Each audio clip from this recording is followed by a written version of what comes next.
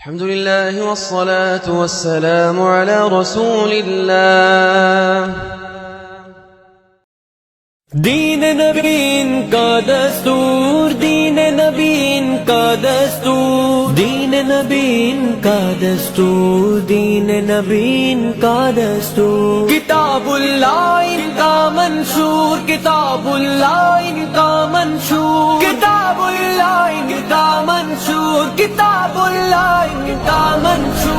अहले हदीस के दो उसूल, अतीउल्लाह व अतीउर रसूल। किताबुल्लाह इनका मंशूर, दीन नबी इनका दस्तूर। अहले हदीस के दो उसूल, अतीउल्लाह व अतीउर रसूल। किताबुल्लाह इनका मंशूर, दीन नबी इनका दस्तूर। तौहीद अपना एक नारा है, कुरान बस अपना सहारा है। सुन्नत है अपनी पुकार, हदीस नबी अपनी गुफ्तार। तकवा है अपनी पहचान, दीन पे तन मन धन कुर्बान। Up until November last year, I really didn't give a clang klux coup for the contrarian crank and conspiracy theorist Daniel Haqiqatjou. Although privately, like your Native American, I did have some reservations. Then I was forwarded this here screen, as you can see on screen. These words were not directed at me and really have got nothing to do with me. However, in the spirit of sincere advice, I tweeted a reaction all the same. But before we get into that, it might be helpful to first say something on the Muslim experience with Hinduism. Since 711 of the Common Era, when Islam first landed on South Asian shores, the followers of Muhammad have held sway over a greater or lesser part of the Indian subcontinent. During 1,000 years of Indo-Islamic supremacy, Muslims showed remarkable tolerance, graciously bearing the sights and slights of the heathen Hindus, while bringing multitudes of their number into the fold of Islam. Islam spread so successfully that up until the British took over in the 19th century, Muslims made up the majority in Hindustan territory. Then, in true imperialist tradition of divide and conquer, a stratagem which Western colonial powers perfected to an art form, the Brits designated the Dalits, the so-called Indian untouchables who had been outside of the Hindu caste system, as a new lowest caste of outcasts. The result was that, in one fell swoop, Hinduism replaced Islam as the religion of the relative majority. This cynical massaging of statistics served colonial administrative purposes perfectly. It further compounded the Muslims' disenfranchisement under the British Raj, while at the same time, it didn't do the Dalits any favours either. Of course, as Christians, the Brits didn't have a hope in hell of turning the Muslims, still firm upon their Tawheed, into Trinitarians.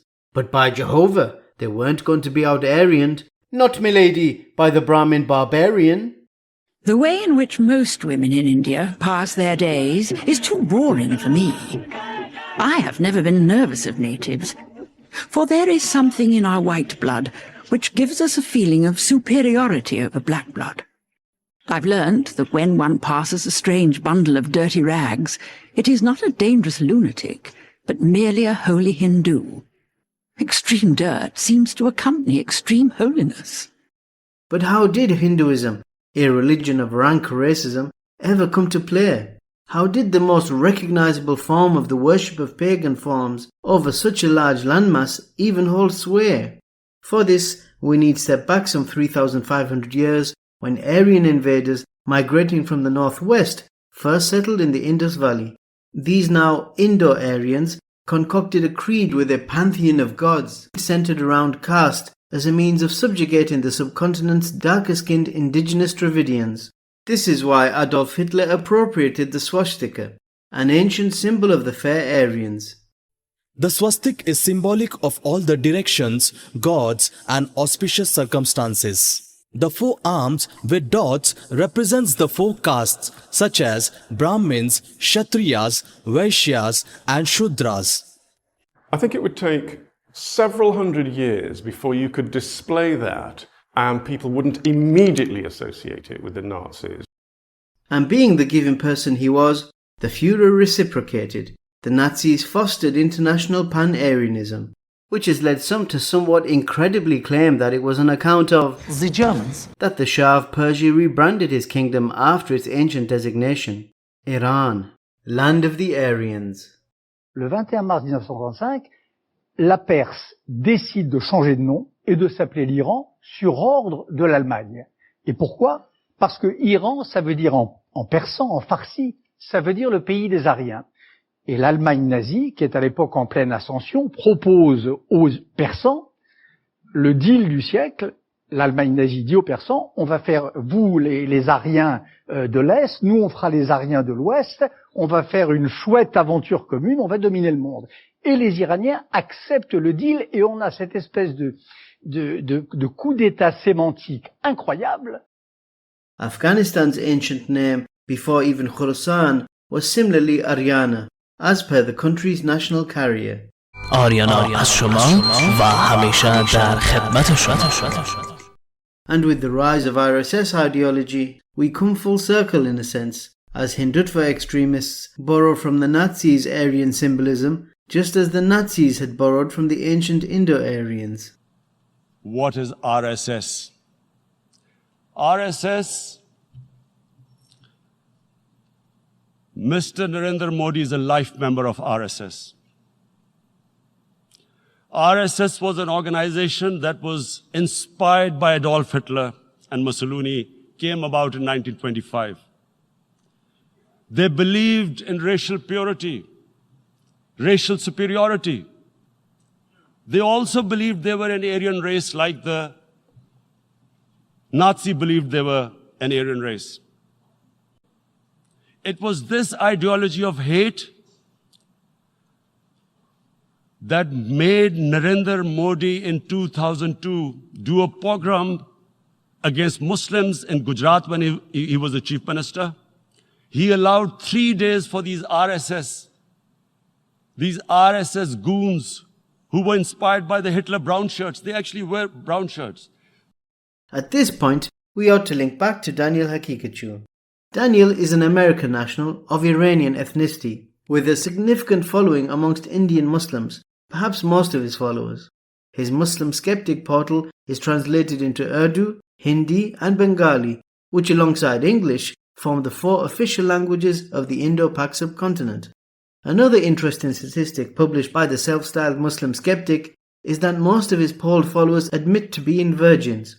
A majority are incels bolstered by a minority of MGTOWs, males going their own way. Go your own way! There is no shame in virginity, of course. On the contrary, Allah says, قد أفلح المؤمنون. Successful indeed are the believers, before He describes them as being والذين هم لفروجهم حافظون. those who guard their chastity. So we're not hating on virgins, God forbid. How could we? It's just that, with Danny Boy's Bachelor Boys Club not having completed half their deen, involuntarily or otherwise, well, maybe it speaks to his asinine antics, his feeding his fans' frustrations and immaturity. The absence of real-life wife experience may also indicate their agreeableness with Daniel's nastiness and snarky suluk, as they have not yet had their souls destroyed, developed by a greedy, grateful woman. But seriously, isn't it sad that while the world applauds our sister's brave defiance in the face of the fascistic Hindutva mob, whose repressive regime's hijab ban is designed to discourage Muslim girls from acquiring a school education? This video went viral on Tuesday. It shows one Muslim student defying the ban by arriving for school in a hijab, with a crowd taunting her. Isn't it sad that, at the same time, Daniel trolls the tease of Afghan girls who also aspire for an education, in spite of the Taliban's dithering and procrastination? In Afghanistan, especially in the villages, the mindsets are not ready. We have some cultural restrictions. وقتی دیروز خبر شنیدم خیلی خوشایند بود برام، با خدا اشک ریختم. اما امروز خیلی جگر خود دیدم.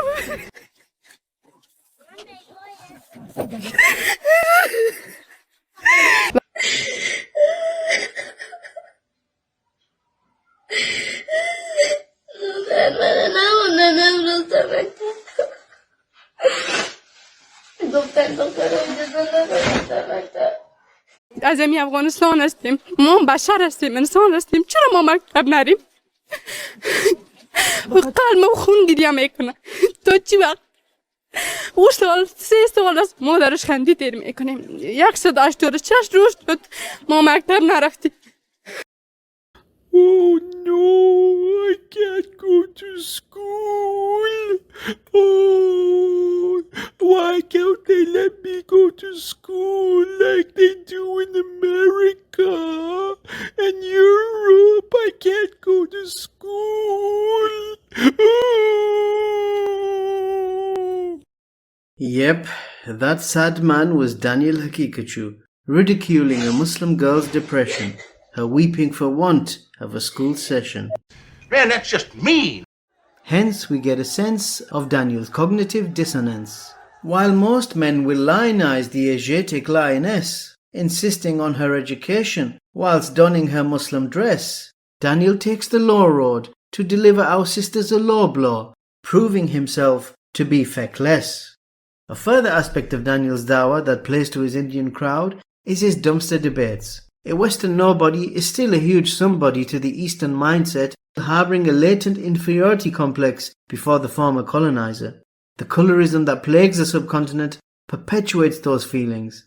Through narcissism nurturing debates, the follower and the followed feed the fantasy of fighting the Firangi at the front lines. That's how idiotic Muslim influencers and deluded debaters posit themselves at the imaginary front lines of the da'wah.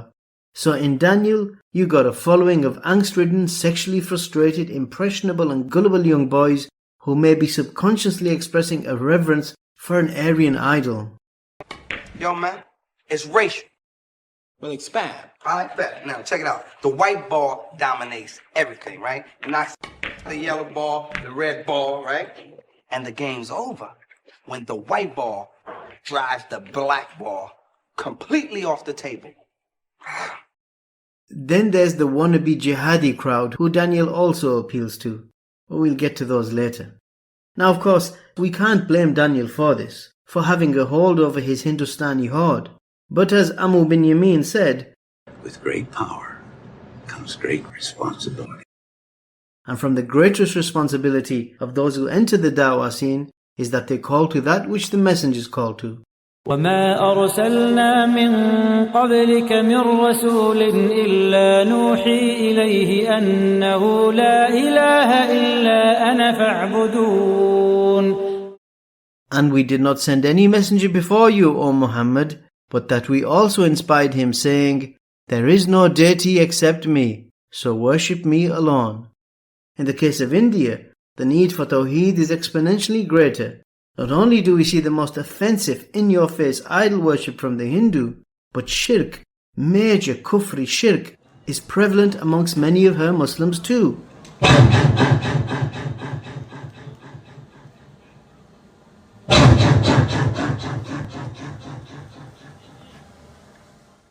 Holy men cults abound amongst the subcontinent's Muslims so much that at times Indian Islam appears indistinguishable from Hinduism itself.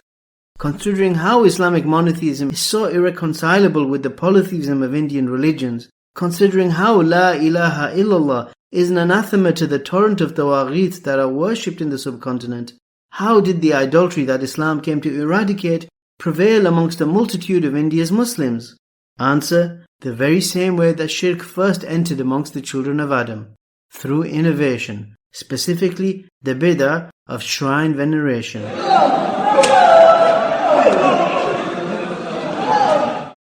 وقالوا لا تذرن آلهتكم ولا تذرن ودا ولا سواعا ولا يغوث ويعوق ونسرا.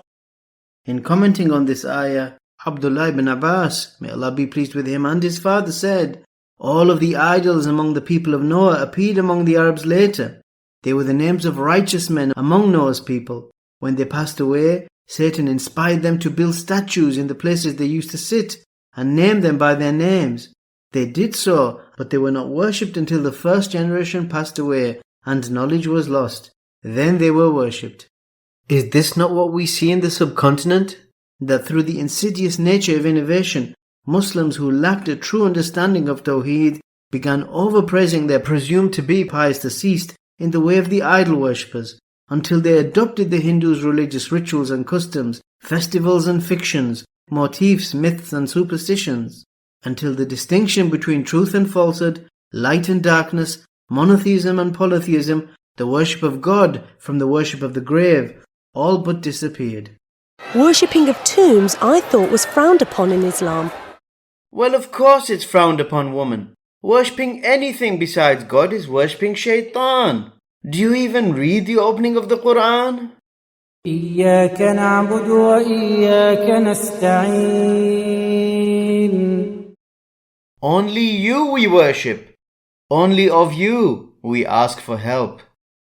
मैं कह रहा था हमारे जो गांव थे पहले वो पीरों की बुतों की पूजा करते जो बड़े थे आपके बड़े थे हमारे उसके बाद साईं बदियुद्दीन शाह जब हमारे गांव में आया बदियुद्दीन शाह साहब आए राशिदी साहब उसके बाद हमारे 8 गांव जो है वो अहले हदीस बन गए उसके बाद कभी भी पीरों पे नहीं गए ना ही बुतों की पूजा की अल्लाह के ज़ात पे यकीन हो गया और पता चल गया कि अल्लाह एक ही है उसके साथ कोई भी शरीक नहीं है With this being the case, with Daniel's captive audience being amongst those most steeped in the most dangerous shirk-infested bid'at, one would hope that he prioritized fixing up their creed and aiding them in tidying up their Tawheed, which is the dawah of the Anbiya anyway. But instead, he takes an adversarial line against the Ahl al-Hadith, as is standard with those who tout takfiri tropes. And by Ahl al-Hadith, I mean the people of Sunna in general, more so than the subcontinental religio-political organization that goes by the same name, although distinguishing between the two within South Asia can be a bit thorny. One is but a creed, the other is a bit corny. अगर अपना ईमान बचाना है sir अल्लाह ही को झुकाना है कुरान में है फरमान खुदा शिर्क से कर तू खुद को जुदा कादिर बिदअत बनना है दीन की खातिर लड़ना है तकलीद और तअस्सुब को अब छोड़ गोल नबी से रिश्ता जोड़ अहले हदीस का ये पैगाम तोड़ दो बातिल के निजाम. The Prophet ﷺ foretold, "The hour will not be established until tribes from my nation join the polytheists and worship idols." Centering one's dawah on other than Tawheed is a good way to sleepwalk into actualizing this prophecy.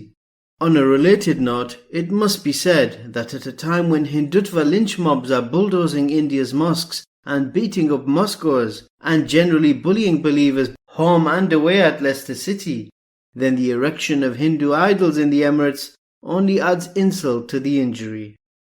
Which brings us back to this.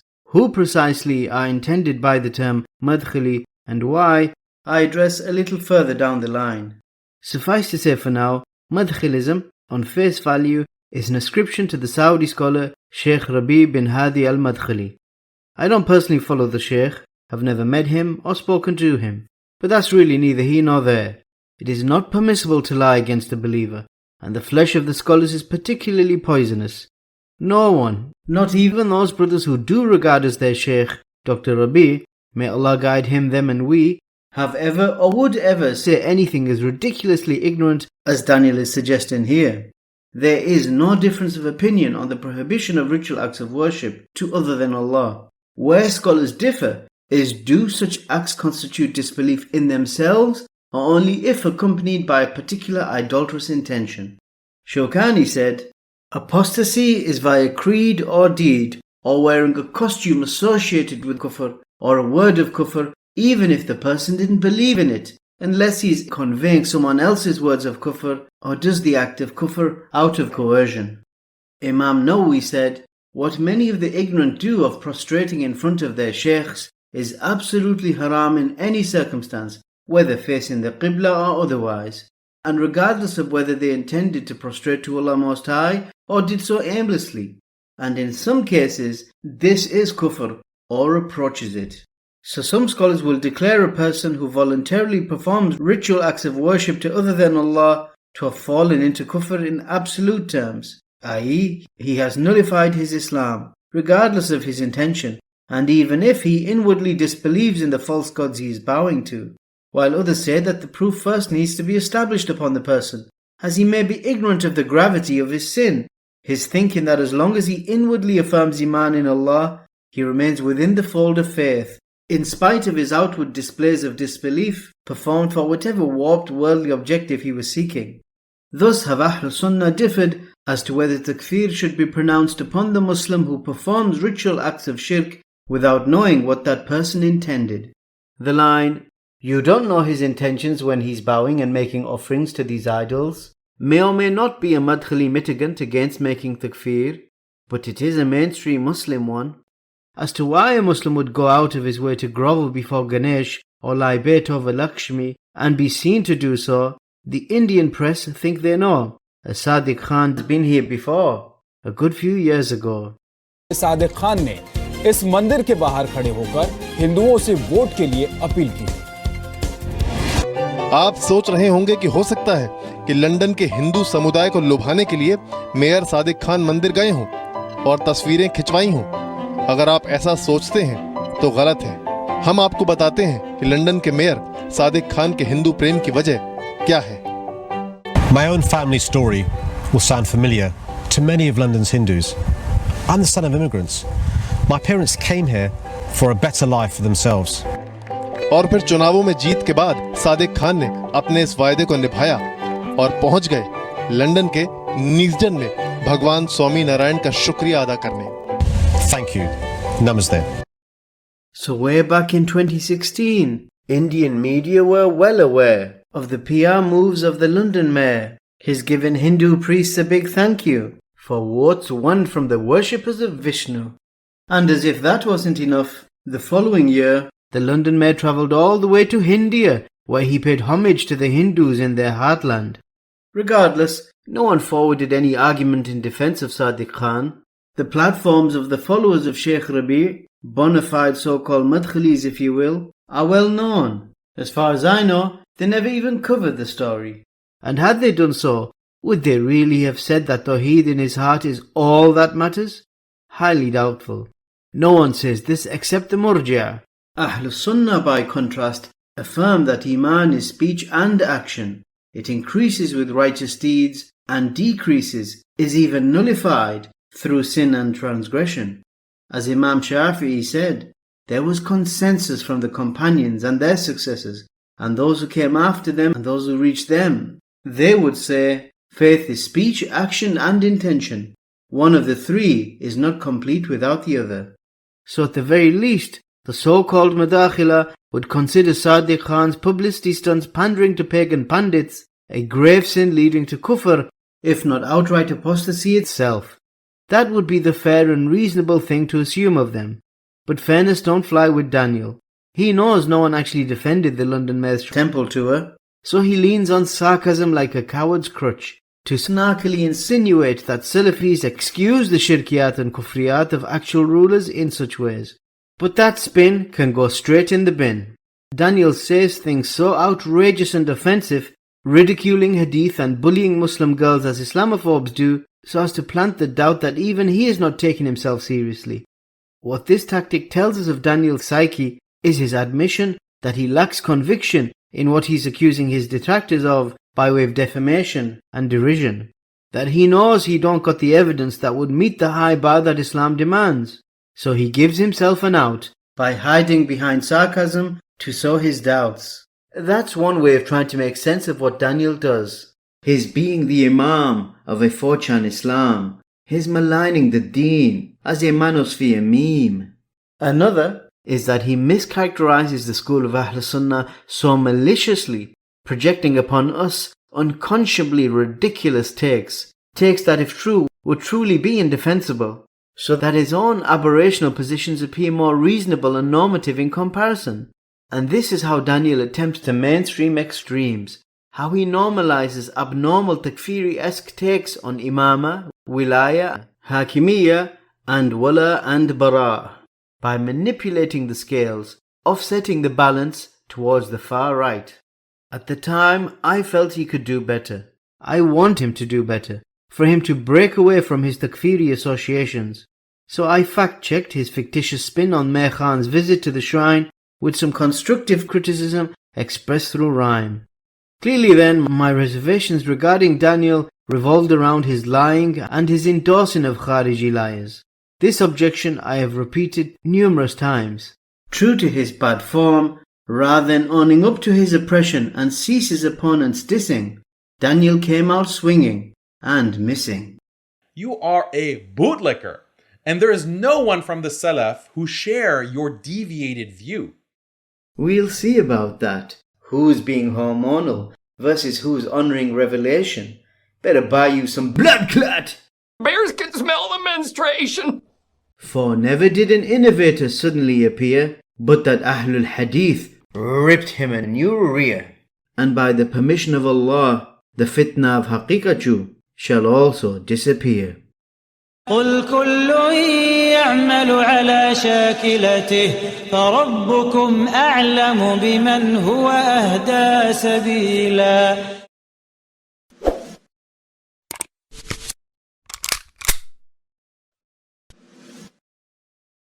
किताब अल्लाह इनका मंशूर किताब अल्लाह इनका मंशूर